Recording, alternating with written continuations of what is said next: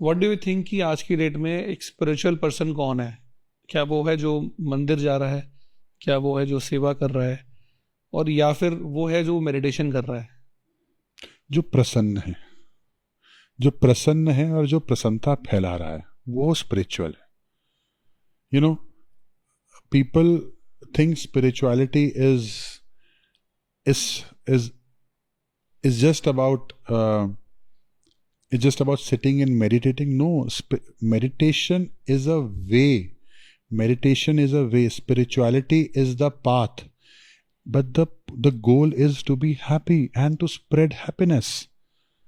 This is it. We do not know. हम सब लोगों की लाइफ में खुशी आती है, बट वो आती है और चली जाती है। वो उसे हमें पता ही नहीं है कि खुशियों को अपने पास बिठाना कैसे है, कैसे हमें खुश रहना है। You know, happiness comes in moments in our life. हमारी मुझे कल उस दिन कुछ कह रहा था कि ऐसा लगता है कि जीवन दुख में चल रहा है, खुशियां आती हैं क्योंकि हमें पता नहीं है कि हम खुशियों को बढ़ा नहीं, उनको ठहरा कैसे सकते हैं अपने पास। जो खुशी आती है वो थोड़ी देर ठहर के तो जाए हमारे पास।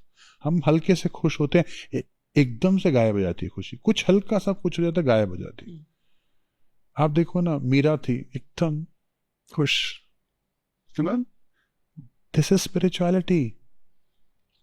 सी, सनातन धर्म ने कभी भी स्पिरिचुअलिटी को कल्ट की तरह नहीं पेश किया। इनफैक्ट किसी भी चीज को नहीं किया। यू नो, सनातन धर्म हैज ऑलवेज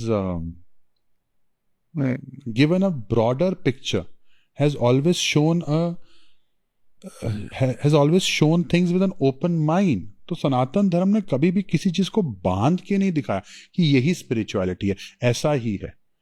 हर चीज में देखो, सत्संग भी स्पिरिचुअलिटी है, साधना भी स्पिरिचुअलिटी है, सेवा भी स्पिरिचुअलिटी है, ज्ञान भी स्पिरिचुअलिटी है। हर चीज को स्पिरिचुअल बना दिया। अगर आपका मन उस चीज को करने से शांत हो रहा है और आप किसी के मन को अशांत नहीं कर रहे हो, तो आप स्पिरिचुअल हो। नहीं तो इंफॉर्मेशन की कमी थोड़ी ना। यूट्यूब है, इंस्टाग्राम है, सब कुछ है आजकल। तो चैट जीपीटी है। इंफॉर्मेशन थोड़ी ना चाहिए, पर ट्रांसफॉर्मेशन कब आएगा? जब आपका बिहेवियर चेंज होगा। और हमेशा याद रखना, इंफॉर्मेशन बिहेवियर चेंज नहीं करती। Your state of mind changes your behaviour. अगर आपका एनर्जी लो एनर्जी में बैठे हो, तो जितना मर्जी कथाएं सुन लो, जितना मर्जी ज्ञान सुन लो, आपके मन की स्थिति अगर लो है तो क्या निकलेगा? अरे जी कुछ नहीं होता जी, ये सब बातें हैं जी, हमारा तो जीवन ऐसे ही चल रहा है जी, हमारी तो किस्मत खराब है जी। फिर ऐसा निकलता है। Spirituality is, if you are not happy, if you are not smiling, and if you don't have an unshakeable smile, अगर आपकी मुस्कुराहट अनशेकेबल है, तो आप स्पिरिचुअल हो। ऐसा हमारे गुरुदेव कहते हैं। हमने गुरुदेव से सुना है। गुरुदेव कहते हैं कि if you don't have an unshakable smile, then you are not spiritual. If you have an unshakable smile, not don't have. So our Gurudev says that if you have an unshakable smile, then only you are spiritual. I've seen lot of people मंदिर जाते हैं daily. सुबह मंदिर जाते हैं और शाम को नॉनवेज खा रहे हैं, और शाम को लोगों के साथ गलत कर रहे हैं, बुरा कर रहे हैं, and yet they call them spiritual. उनकी खुद की लाइफ ब्लास्ट हुई पड़ी है, दूसरों की लाइफ भी ब्लास्ट कर रहे हैं, और yet they call them spiritual कि घंटी बजाए, पाठ पढ़ाए, स्पिरिचुअल हो गए। सो डू यू थिंक कि ये स्पिरिचुअलिटी का एक तरह से मजाक उड़ाना है, या एक स्पिरिचुअलिटी सिर्फ एक नाम के लिए रह गई है? देखो, मैं आपको एक बात बताता हूँ। लोगों ने ना देखो, रिलीजन जो होता है ना, रिलीजन होता है ऐसे केले का छिलका होता है ना, वैसा है रिलीजन। उसको निकाल के जो है उसके अंदर जो केला है, दैट इज स्पिरिचुअलिटी। लोगों ने क्या कर दिया केला साइड फेंक दिया, छिलका खा रहे हैं। I'm not against going to temple. I'm not against. In fact, I also go there. मैं जो chanting सिखाता हूँ वो सब ईश्वर की ही है. But what I'm saying is कि आप की जर्नी की शुरुआत हुई है, आगे तो बढ़ो, खुद के लिए तो कुछ करो, है ना. आप खुद के मन को संभालो तो सही, खुद को झांकने का एक बार देखो तो सही. इसीलिए तो लोग गुरु के पास भी नहीं जाते, क्योंकि भाई बहुत उनको लगता है ये तो बहुत you know there is a word टंटे है बहुत. गुरु के पास नहीं जाना, हम अकेले ठीक हैं. That is why they are fine going to a temple, because there is nobody telling them. There is nobody sitting there to tell them, no, you need to take care of your mind. What are you doing? ये तुम्हें कुछ नहीं देगा, तुम मुझे 21 रुपए चढ़ा के तुम्हारा कुछ नहीं होने वाला. Because there is nobody sitting and telling them.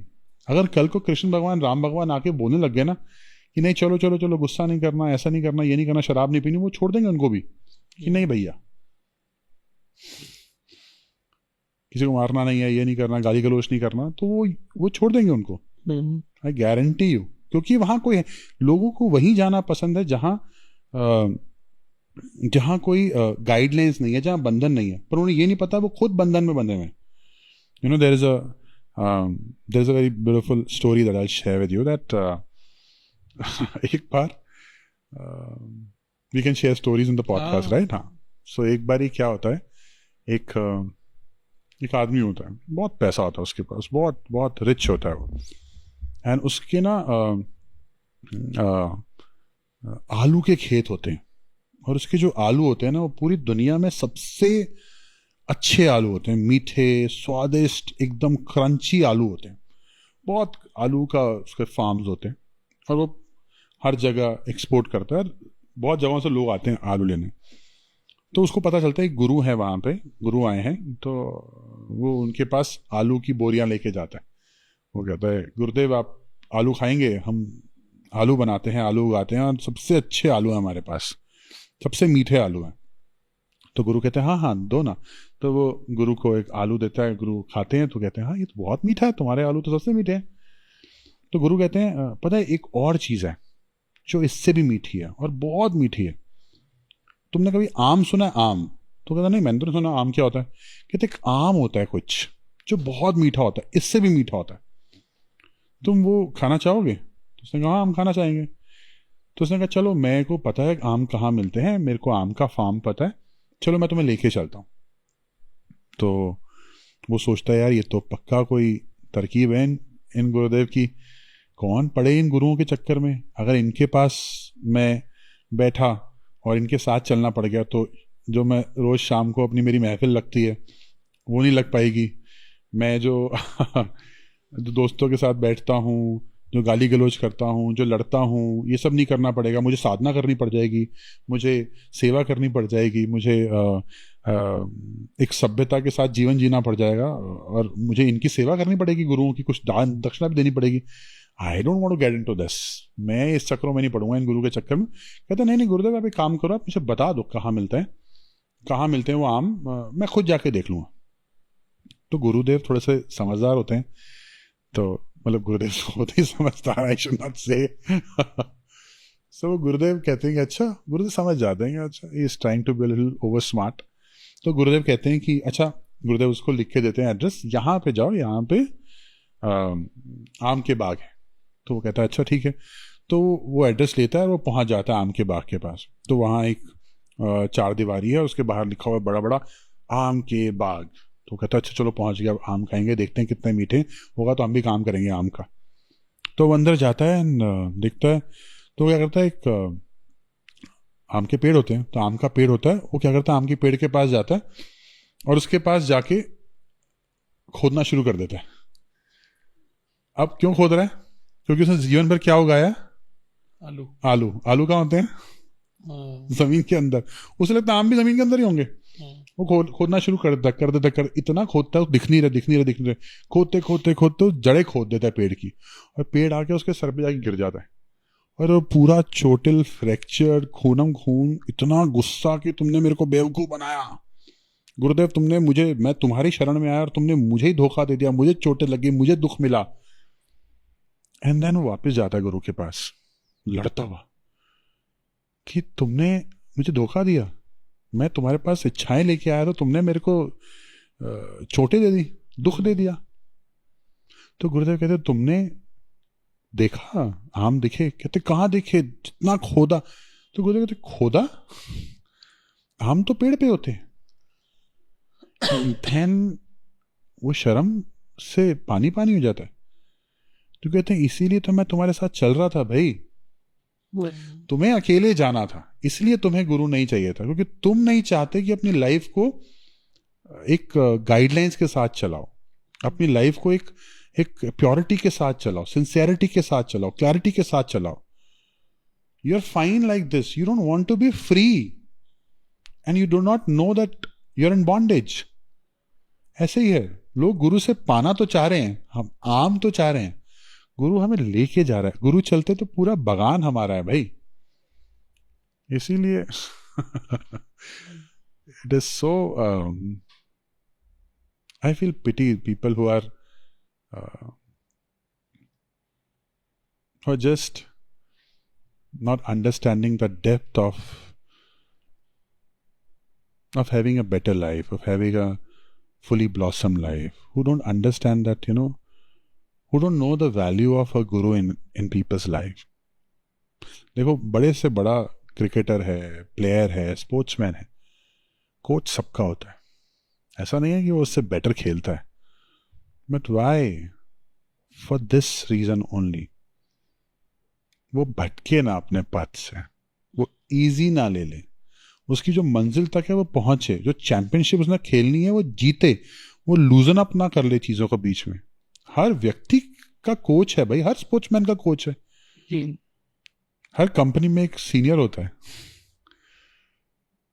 ईश्वर के भी गुरु हैं भाई, राम जी के भी गुरु थे, सबके गुरु रहे, बस हमें नहीं बनाना गुरु। आई फील पिटी, बट ठीक है, सबका समय आएगा तो आ जाएगा। हम अपनी कोशिश कर रहे हैं, हम जो गुरु ने हमें बोला है करने के लिए कि लोगों में खुशियां बांटो, लोगों के काम आओ, देखो कहाँ किसको जरूरत है, उनके काम आ जाओ। हम वो अपना काम कर रहे हैं। गुरुदेव कहते हैं कि being a Guru and having a Guru is inevitable. कितना समय लगता है वो डिपेंड करता है, इट्स इनएविटेबल।